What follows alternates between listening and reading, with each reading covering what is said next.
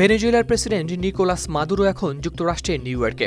রাজধানী কারাকাস তখনও ছিল ঘুমে ডুব। ভোরের অন্ধকারে শহরের বাতাস ভারী, রাস্তায় অস্বাভাবিক নীরবতা। ঠিক সেই সময় শুরু হয় এক দুঃসাহসিক অভিযান। মুহূর্তের মধ্যেই বদলে যায় ভেনেজুয়েলার রাজনীতির দৃশ্যপট। দেশটির প্রেসিডেন্ট নিকোলাস মাদুরো ও তার স্ত্রীকে তুলে নেওয়া হয় তার আবাসস্থল থেকেই।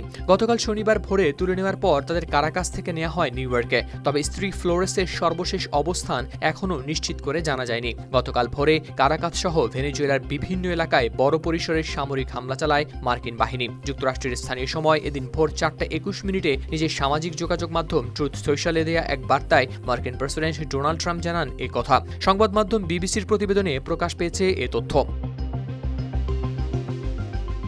ট্রাম্প লেখেন, ভেনেজুয়েলার প্রেসিডেন্ট নিকোলাস মাদুরো ও তার স্ত্রী সিলিয়া ফ্লোরেসকে ধরতে এক দুঃসাহসিক অভিযান চালিয়েছে যুক্তরাষ্ট্র। জানানো হয়, সেনাবাহিনীর ডেল্টা ফোর্স সহ মার্কিন এলিট সেনারা মাদুরোর সেফ হাউস বা নিরাপদ আবাসস্থল থেকে তাকে ও তার স্ত্রীকে তুলে আনেন।